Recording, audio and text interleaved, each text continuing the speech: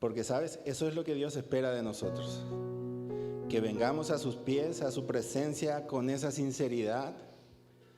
Dice el salmista que el Señor no desprecia el corazón contrito y humillado.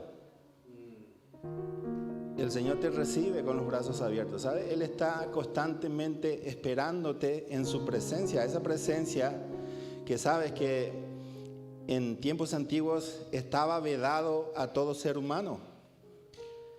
Nosotros no podíamos entrar en el lugar santísimo. Era exclusivamente una persona, el sacerdote, una vez al año, ¿sabes? Tenía esa posibilidad de entrar una vez al año. ¿Y por qué no podíamos entrar? Porque había un velo que nos separaba de la presencia de Dios. Era un velo tan grande, tan grueso. ¿Sabes por qué era tan grueso? Porque tenía adornos de oro, de todo tipo de adornos, y tenía que ser una tela muy gruesa para soportar todo el peso de los adornos. Y ese velo fue roto un día por alguien que vino a entregarse por ti, por mí, por cada uno de nosotros. Ese velo fue partido por Jesús. Ese velo fue partido de arriba a abajo, de una forma sobrenatural.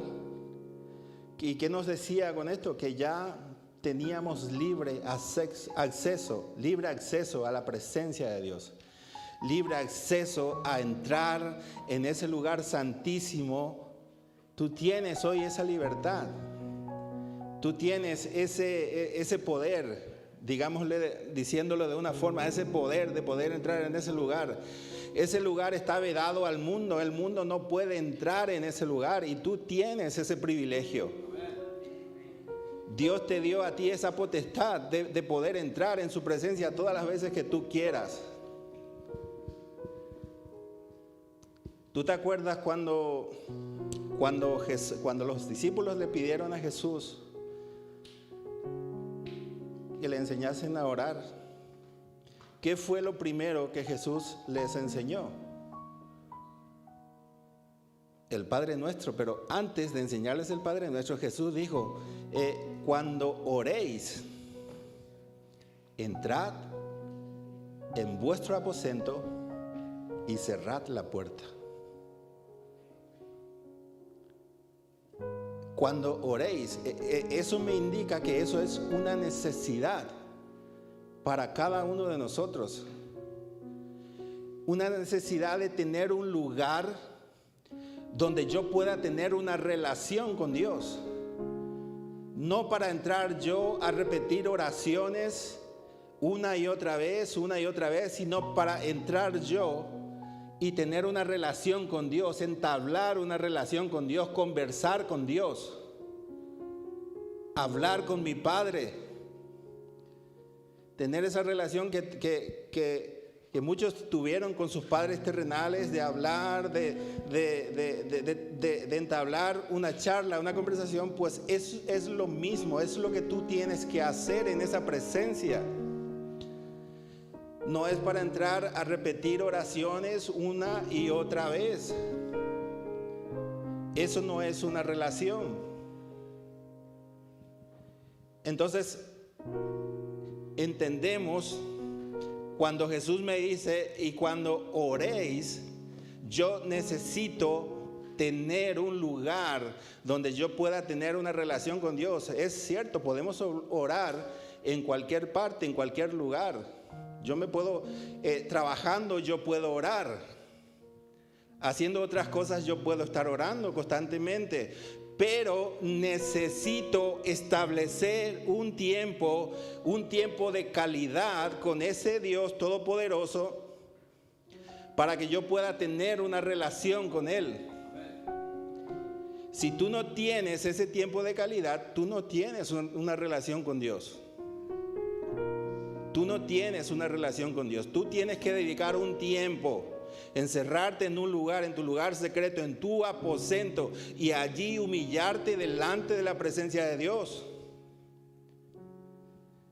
¿Sabes? En la guerra, un ejército cuando va a una guerra, normalmente tiene un puesto que se llama un puesto de comando, donde se reúnen los jefes, donde ellos hacen sus maniobras, sus estrategias para poder enfrentar al enemigo. Pues es lo mismo, tú y yo estamos en una guerra espiritual, y yo necesito establecer un puesto de comando con mi Dios, con el Todopoderoso, para poder yo enfrentar, sobrellevar esa guerra que estoy llevando, esa guerra espiritual. Yo necesito establecer ese puesto con mi Dios, donde yo pueda establecer estrategias directamente con Dios.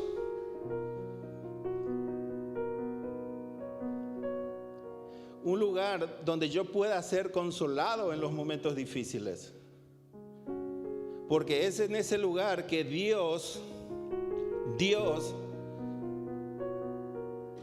empezará a obrar en tu corazón, empezará a obrar en ti, podrá sanar tus heridas, podrá liberarte de pecados, podrá liberarte de cadenas, de ataduras. Es en ese lugar donde tú te humilles delante de Él. Tú tienes que establecer ese tiempo, establecer un tiempo de calidad donde Dios tenga el control de tu vida, donde tú seas simplemente un siervo y escuches la voz de Dios, porque allí Él te enseñará a escuchar su voz.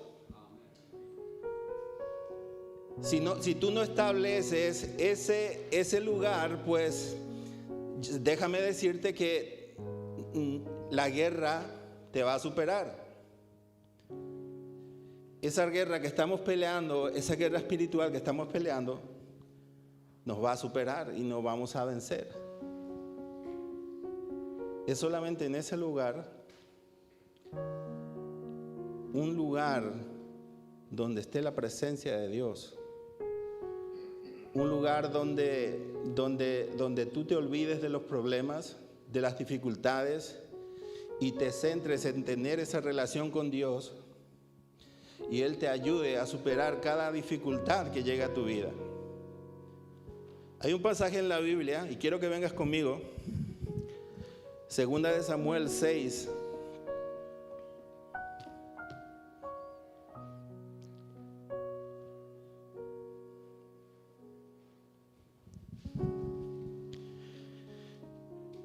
Versículo 10.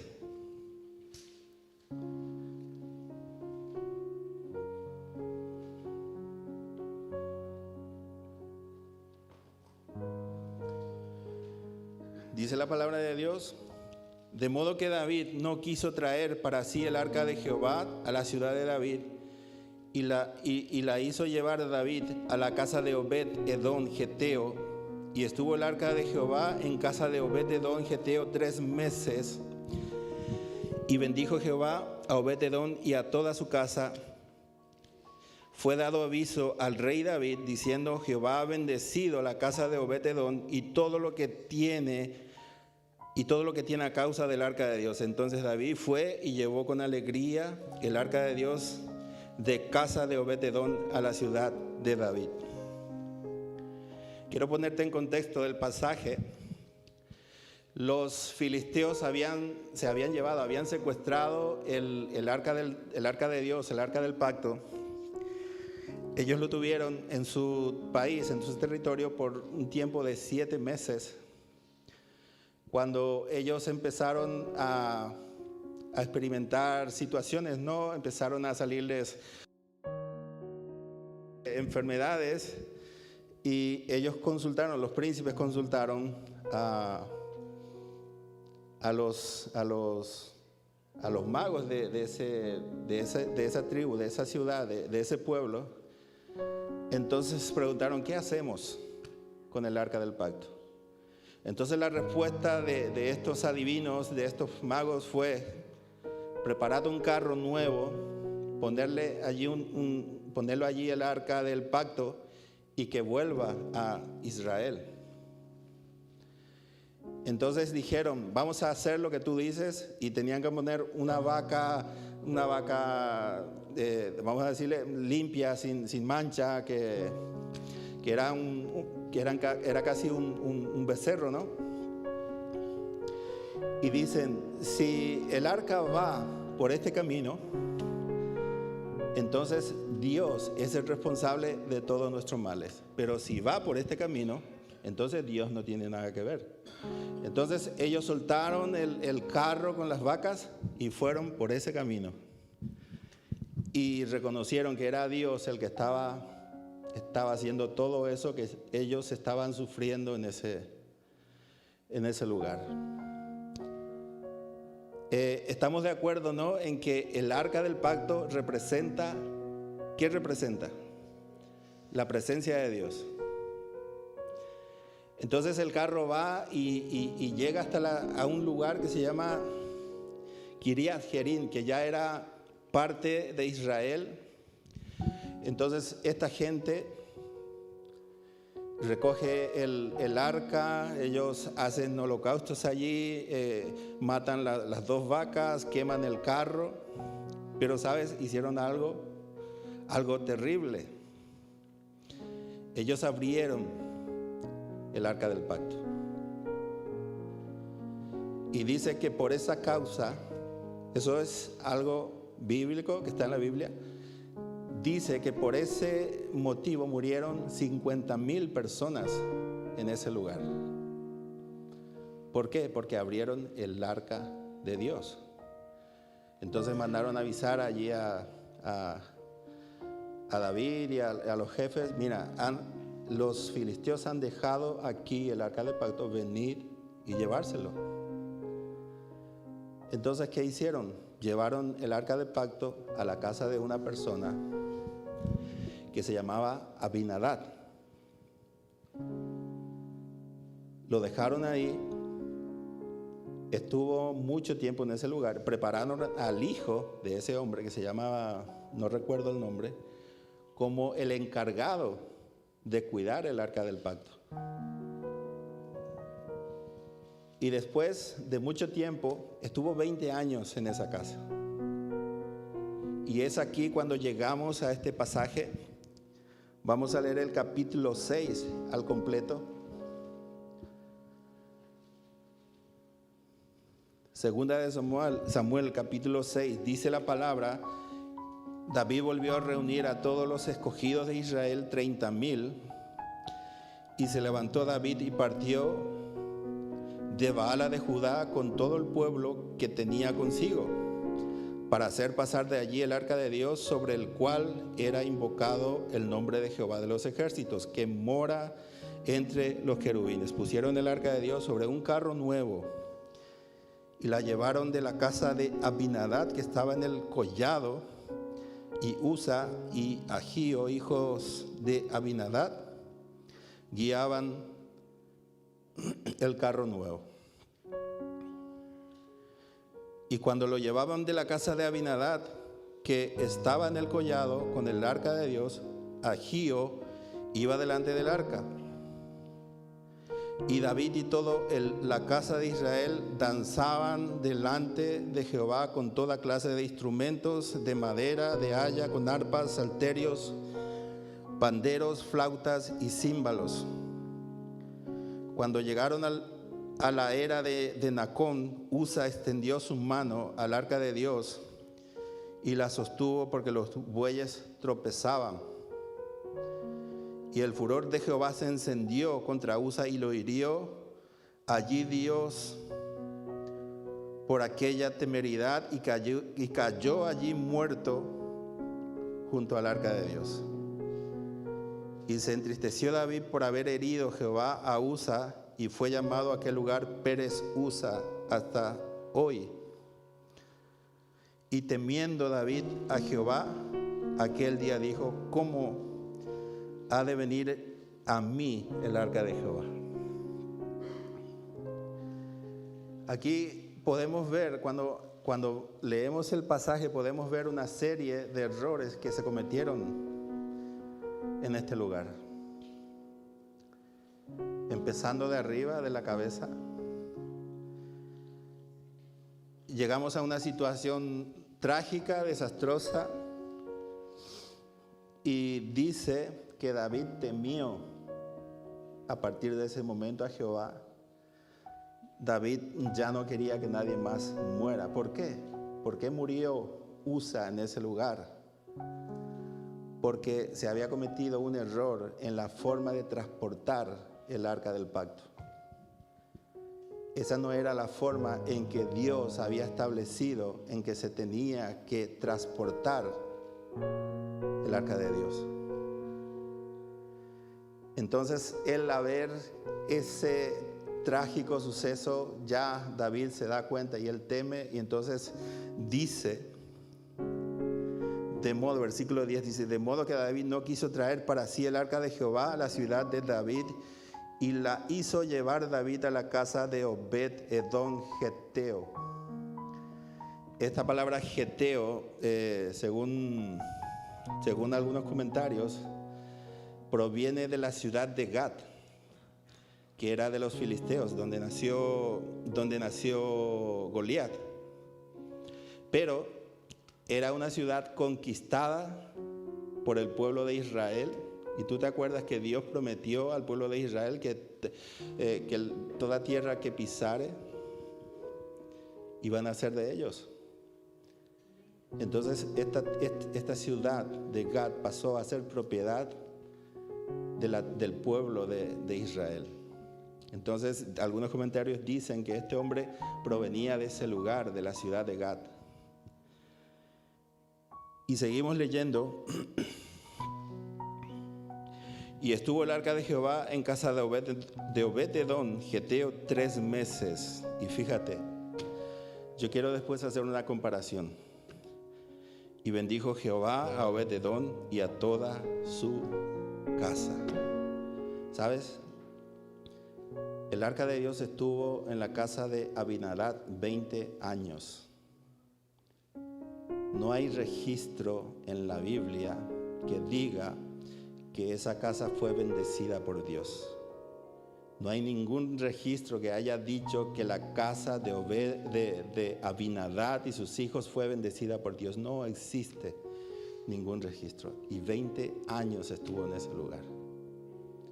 Y fíjate en lo que dice de Obed-Edom. Y estuvo 3 meses Obed-Edom, y Dios bendijo a Obed-Edom, multiplicando todos sus bienes, multiplicando todo lo que él tenía.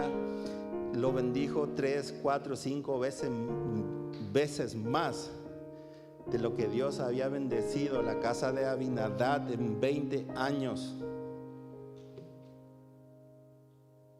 Entonces, ¿cuál fue la diferencia entre una y otra casa? ¿Cuál fue esa diferencia? ¿Por qué Abinadab no fue bendecido por Dios por haber cuidado el arca del pacto por 20 años? ¿Y por qué bendijo tanto Dios a Obed-Edom por cuidar el arca del pacto por 3 meses? ¿Sabes? Hay una gran diferencia. Y la primera diferencia, ¿sabes?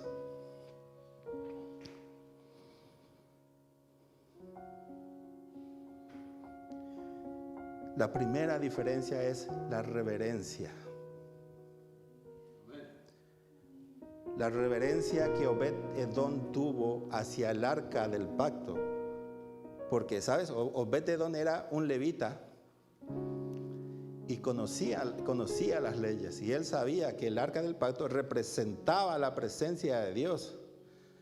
Aquel lugar donde iba el arca del pacto, allí iba la presencia de Dios.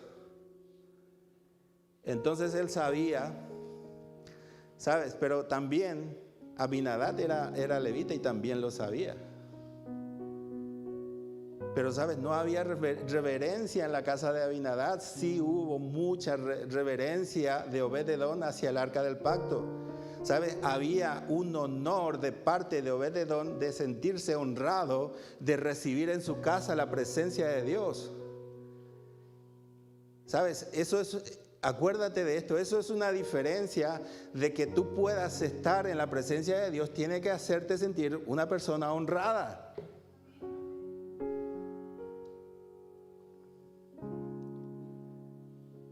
Y ¿sabes una cosa? Abinadab tenía el arca del pacto en su casa por compromiso, porque lo habían dejado allí y él tenía que cuidarlo. Pero Obed-Edom convirtió su casa en un lugar de adoración, en un lugar de la presencia de Dios. Él convirtió su casa, su familia, en unos adoradores de la presencia de Dios. Y sabes, esa es la actitud que el Señor desea de nosotros. Cuando venimos, Jesús dijo que Él quería adoradores, ¿cómo? Adoradores en espíritu y en verdad. Eso es lo que Dios espera de nosotros, que cada uno de nosotros seamos adoradores en espíritu y en verdad.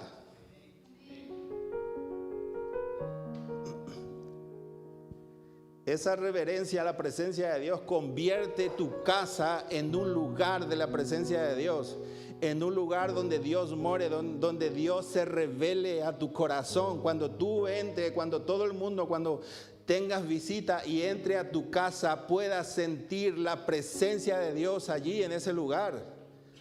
Que puedas sentir en el ambiente esa paz que solamente puedes recibir de Dios.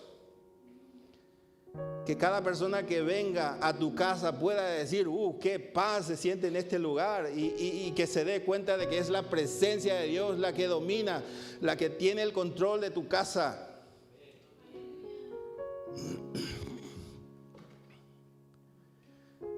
En esta guerra que nosotros batallamos día a día, lo que es espiritual, ¿sabes?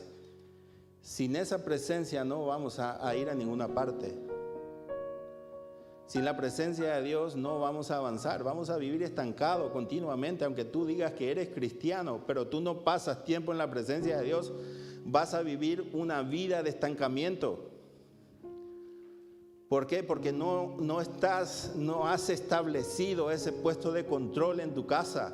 Porque tiene que ser en tu casa, tienes que hacer de tu casa un lugar donde Dios habite, donde Dios more, donde Dios se revele a tu vida, donde Dios se revele a tu corazón y al corazón de toda tu familia. Esa debe ser mi actitud, eso debe ser lo que yo busco, esa presencia de Dios que me ayude a superar todas las dificultades. ¿Por qué? Pero déjame decirte una cosa, mientras más estés en la presencia de Dios, se te van a presentar más dificultades.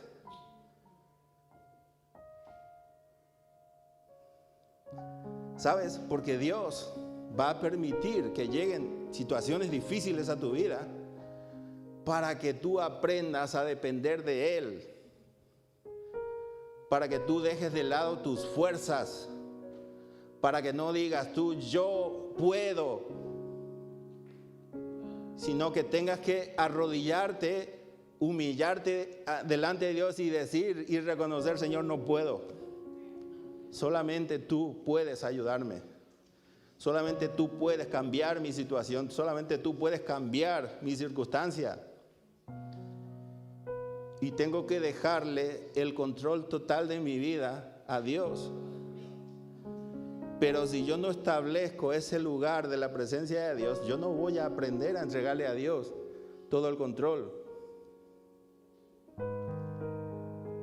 Yo necesito despojarme del viejo hombre, de mis pensamientos, de mis deseos, y dejar que sea Dios el que ponga en mí sus pensamientos.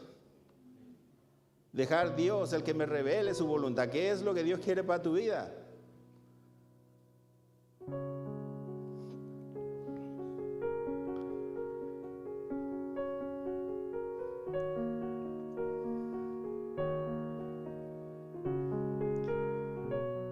Mateo 27, 50 y 55.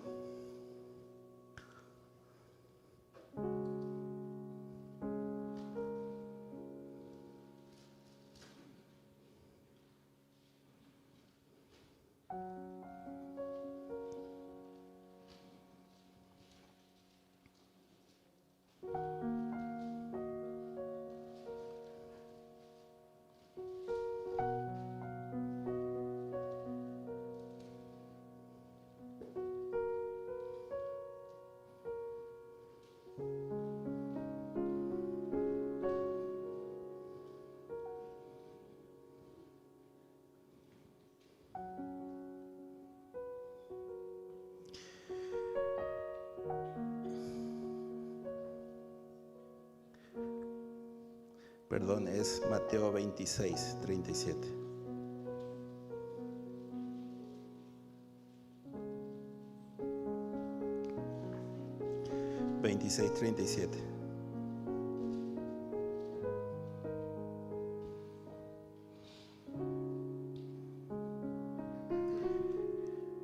Es cuando Jesús está en el jardín de Getsemaní, dice la palabra, versículo 37, y tomando a Pedro y a los dos hijos de Zebedeo, comenzó a entristecerse y a angustiarse en gran manera. Entonces Jesús le dijo: mi alma está muy triste, hasta la muerte. Quedaos aquí y velad conmigo. ¿Sabes? Dios permitió que Jesús llegase a ese extremo de la tristeza, de que Jesús ya no podía, de la tristeza que tenía, de la frustración que tenía en ese momento. Dios permitió, y si permitió que su hijo pase, en algún momento va a permitir que pasemos también situaciones difíciles. Él va a permitir, ¿sabes? Pero no porque a Dios le gusta vernos sufrir, sino porque quiere prepararte, quiere preparar tu vida, porque Dios prepara tu vida para cosas grandes y para cosas maravillosas. Dios te prepara a ti para propósitos eternos. Entonces, yo tengo que preparar ese lugar, ese puesto de control, ese lugar secreto, donde yo aprenda a depender de Dios, preparándome yo, dejando que Dios me prepare para los momentos difíciles de mi vida.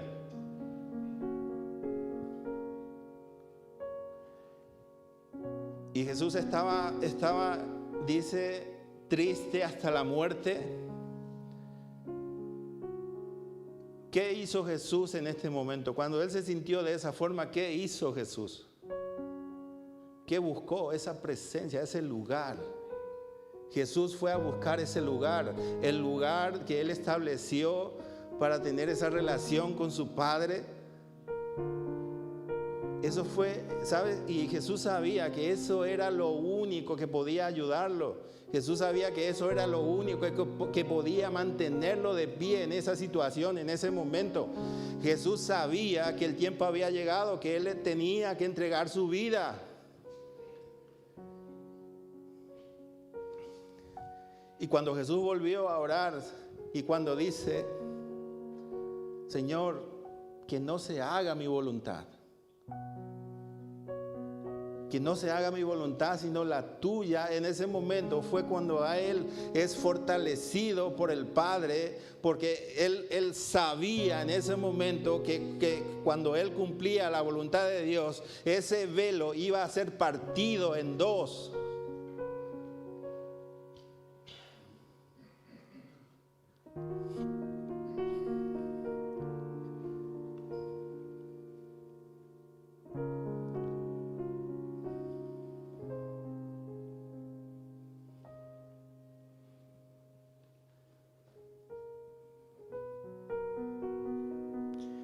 Dice Hebreos capítulo 10, versículo 19, dice: así que, hermanos, teniendo libertad, ¿sabes? Teniendo libertad, dice, para entrar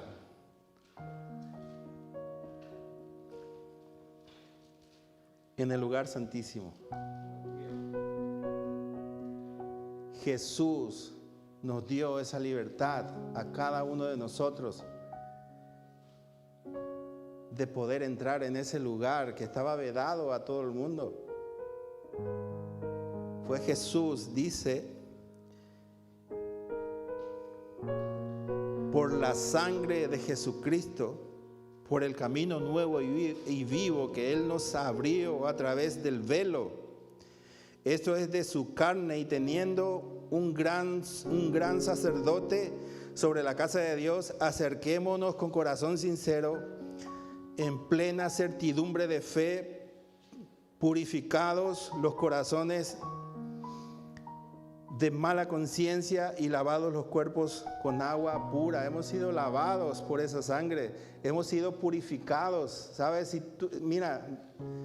Si simplemente quiero decirte, si tú no has sido purificado todavía por la sangre de Cristo, ¿sabes? Dios quiere hacer contigo como hizo con el hijo pródigo. Cuando el hijo pródigo volvió, ¿sabes? Le dio, dice, vestiduras nuevas. Dadle el mejor vestido. Y eso es lo que Dios quiere darte el día de hoy. Si tú no fuiste purificado por la sangre de Cristo, eso es lo que Dios te va a dar. Una vestidura limpia, sin mancha.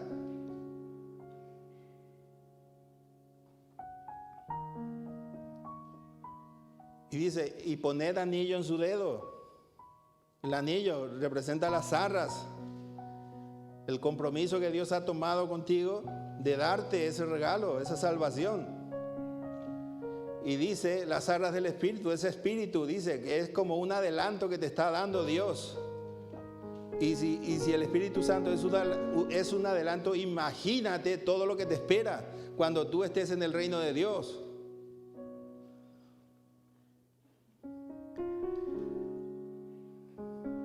Salmo 16:11 dice, me mostrarás la senda de la vida. En tu presencia hay plenitud de gozo. ¿Sabes? Cuando tú entras a la presencia de Dios, es un lugar lleno de la plenitud de Dios. Ese gozo llena tu corazón. Pero ¿sabes una cosa? Ese gozo no está solamente allí. Cuando tú sales de ese lugar, ese gozo continúa, te sigue a todas partes.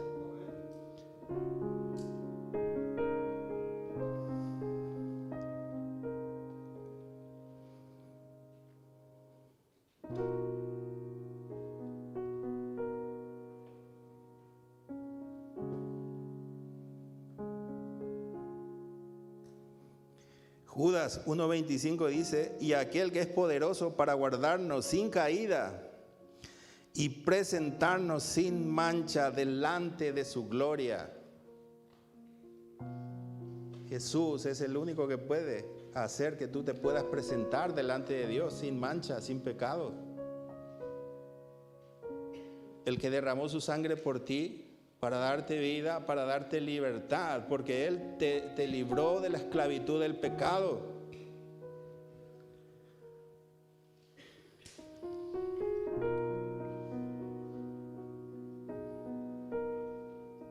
El Salmo 31:20 dice, en lo secreto de tu presencia los esconderás de la conspiración de los hombres.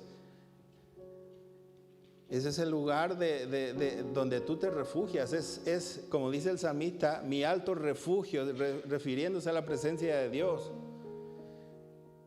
Ese es el lugar donde tú serás fortalecido, donde tú recibirás ese aliento que tú necesitas para continuar, para seguir avanzando, para seguir peleando esa batalla. Porque mientras tú más tiempo permanezcas en ese lugar, más recia será la batalla. Pero, ¿sabes? Tenemos la promesa que Él nos dejó cuando nos dijo, estaré contigo hasta el fin del mundo. Y en todo momento quiero... Éxodo 33:12, vamos a leer unos versículos.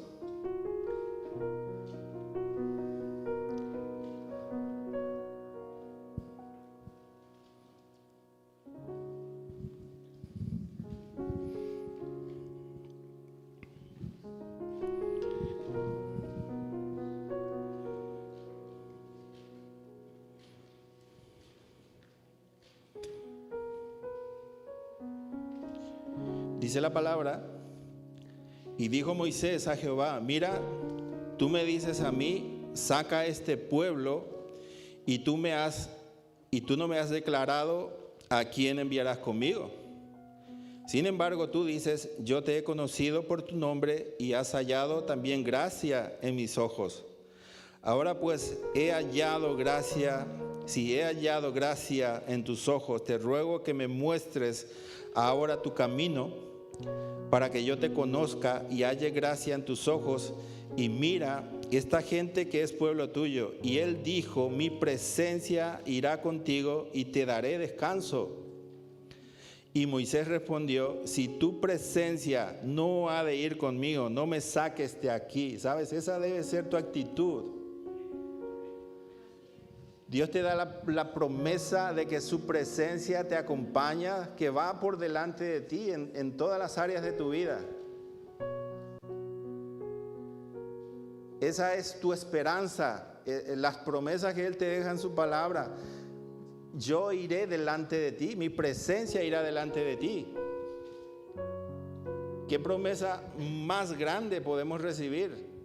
Directamente palabras del Dios Todopoderoso que te dice que Él no te abandonará, que su presencia te acompañará, que Él preparará el camino que tú has de caminar.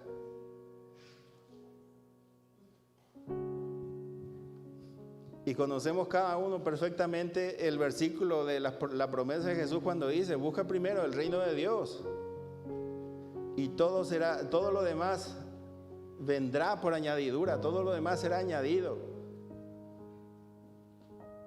Que tu presencia, que tu preocupación no sean las cosas materiales, que no sean las cosas superficiales de este mundo, sino agradar al Dios Todopoderoso, sino establecer ese lugar donde tú puedas tener una relación con Dios, que tú puedas establecer esa relación con Dios y donde Él tenga el control y donde tú te puedas sentir seguro. Y que Él te dé esa posibilidad de contemplar su grandeza, de contemplar su gloria, como decía la adoración que hemos cantado esta tarde, contemplando la hermosura de su santidad. Y tú podrás contemplarlo con tus ojos espirituales y cada vez recibirás más revelación de Dios en tu vida. ¿Por qué? Porque irá quitando velos de tus ojos y te irá revelando el camino, su voluntad, todo lo que Él quiere hacer en nosotros, todo lo que Él quiere hacer en cada uno de nosotros. Y preparar tu vida, ¿sabes? ¿Te acuerdas de la promesa que le hizo a Abraham? Y tú serás bendición. Pues es lo mismo para nosotros. Él nos convierte a nosotros en bendición para otras personas. Dios prepara tu vida para que tú puedas bendecir a otras personas. ¿Sabes? Para que tú puedas sanar a otras personas, porque dice que Dios te da el poder y la autoridad a ti. Y cuando tú tienes la presencia de Dios en tu vida, que es el Espíritu Santo, tú tienes ese poder de sanar a los enfermos.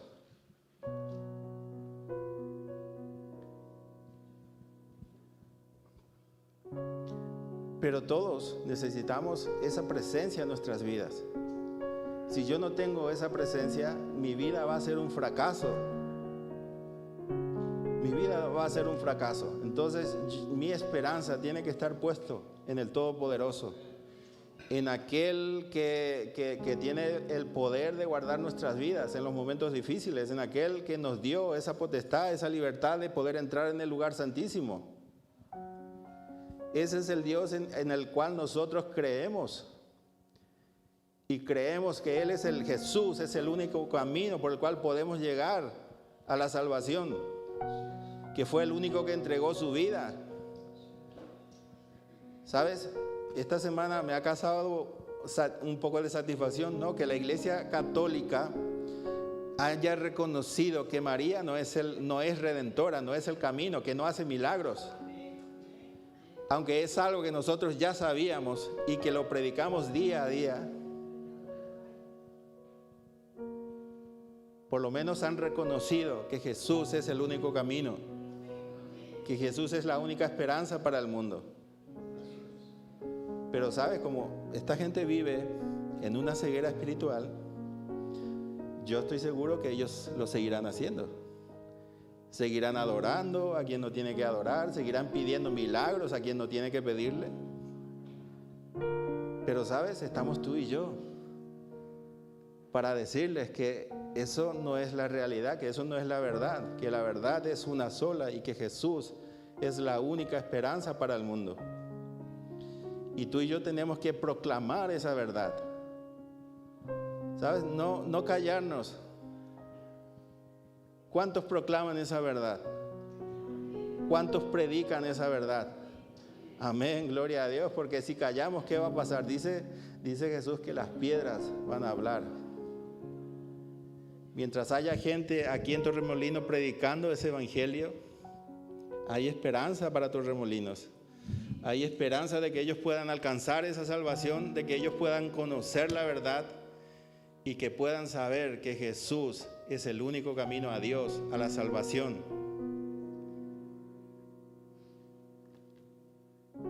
Y Dios te prepara para eso.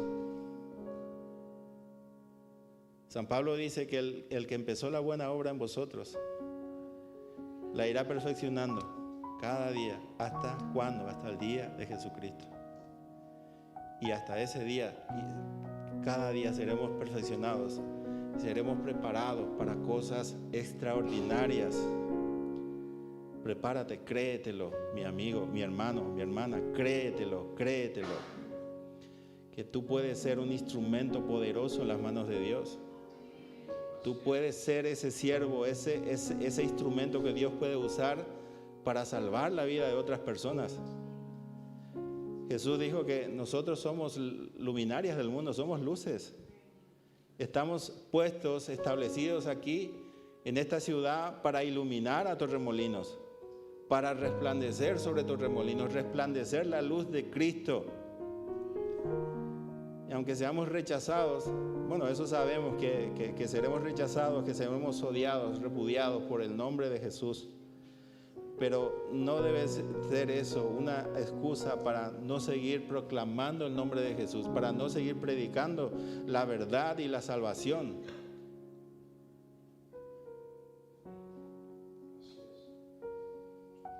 Jesús nos advirtió, nos dijo, ¿cuántas veces? En el mundo habrá aflicciones. Seremos perseguidos. No tengas miedo, Jesús dijo, no temas al que puede matar el cuerpo. No temas al que puede matar el cuerpo, teme al que puede matar el alma, al que puede enviarte al infierno. ¿Sabes? Tú tienes la seguridad de que tú fuiste un redimido de Dios por medio de la sangre de Cristo. Dice la palabra que en el perfecto amor no hay temor. Y no puede haber temor en mi corazón, no puede haber temor en tu corazón. ¿Por qué? Porque fuiste redimido por ese amor, por esa sangre derramada allí en la cruz. Y tú tienes que creerte que tú tienes esa autoridad que Él te prometió. No dejes que las circunstancias afecten tus emociones. No dejes que las emociones afecten tu relación con Dios. Nosotros vivimos por fe, no vivimos por sentimientos, por emociones, vivimos por fe, creemos ciegamente en lo que dice Dios en su palabra. Y yo no puedo dejar que mis emociones me hagan dudar de sus promesas, que mis emociones me hagan tener esa incredulidad en mi corazón. ¿Por qué? Porque me está haciendo pecar delante de Dios.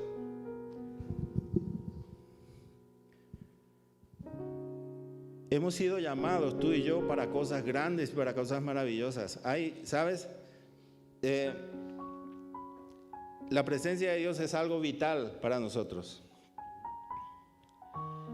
Y para hacer el trabajo al cual hemos sido llamados tú y yo, necesitamos esa presencia en nuestra vida. Sin esa presencia no vamos a llegar muy lejos. Pero tú tienes que alimentar tu vida, tu corazón cada día de esa presencia. Tienes que tener ese tiempo cada día.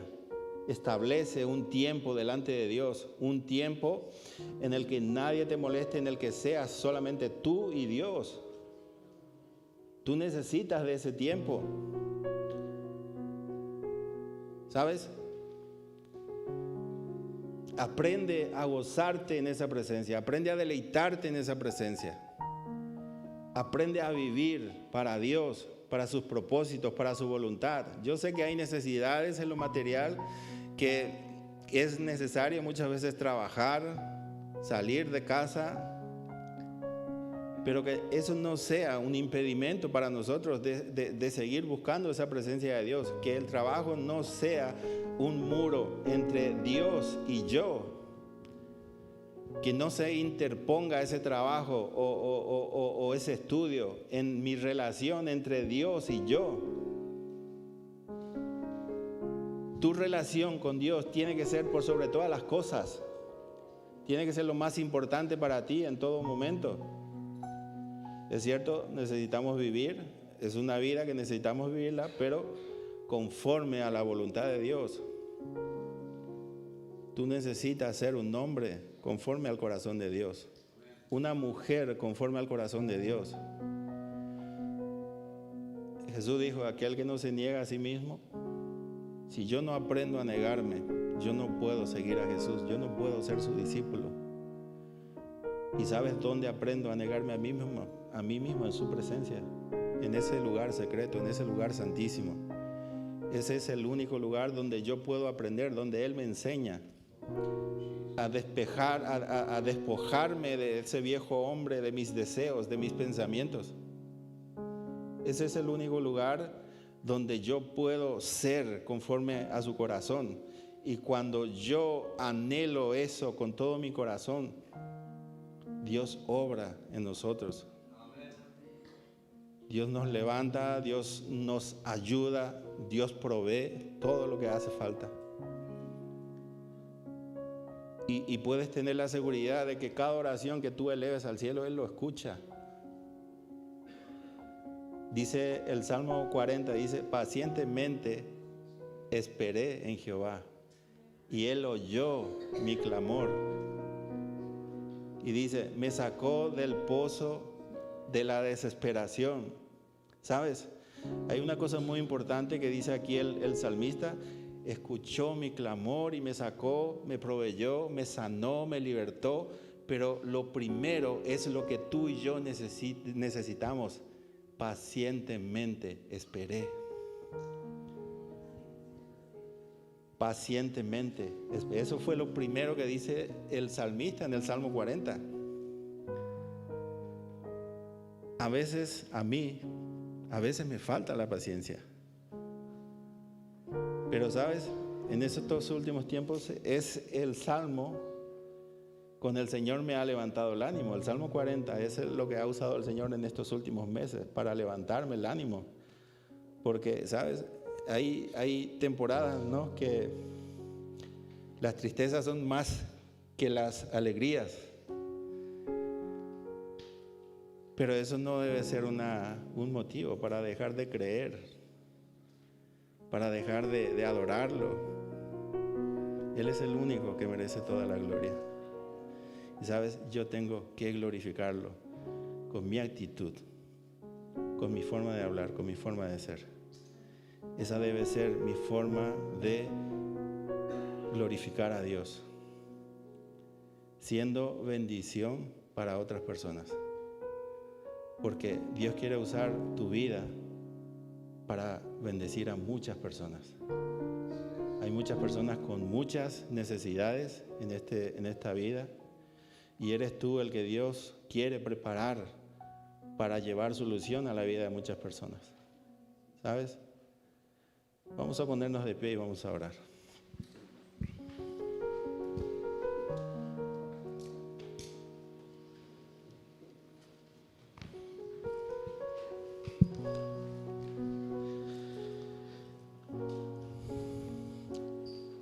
Señor, te damos gracias, te damos toda la gloria, toda la honra, Señor. Gracias por este tiempo, Señor. Gracias por tu palabra.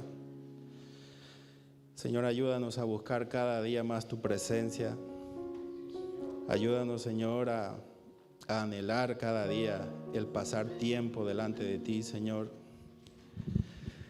Gracias por ese velo roto, Señor.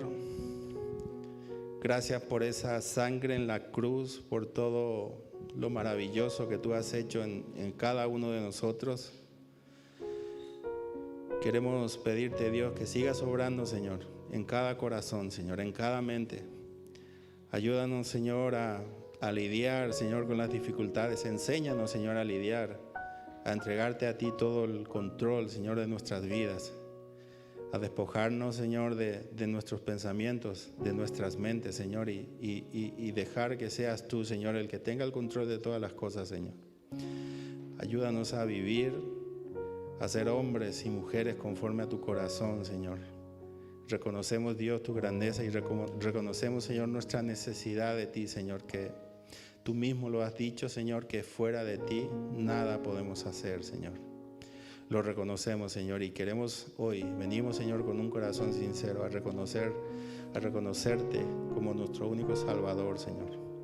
A reconocerte como la única esperanza para este mundo, Señor. Y te pedimos, Dios, que nos ayudes a prepararnos, Señor, para ser instrumentos útiles en tus manos, Señor.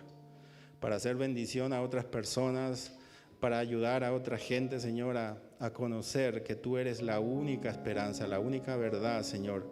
A reconocer que tú eres lo único que necesitamos en nuestras vidas, Señor. Estamos eternamente agradecidos, Señor, por tu bondad, por tu amor, Señor. Y bendigo la vida de cada uno de mis hermanos, Señor. Bendice sus vidas, Señor, sin importar cada situación, cada circunstancia, Señor. Sabemos, Señor, que tú acompañas a cada uno, Señor. Te bendecimos, te glorificamos, Señor, en el nombre de Jesús. Amén. Que el Señor te bendiga.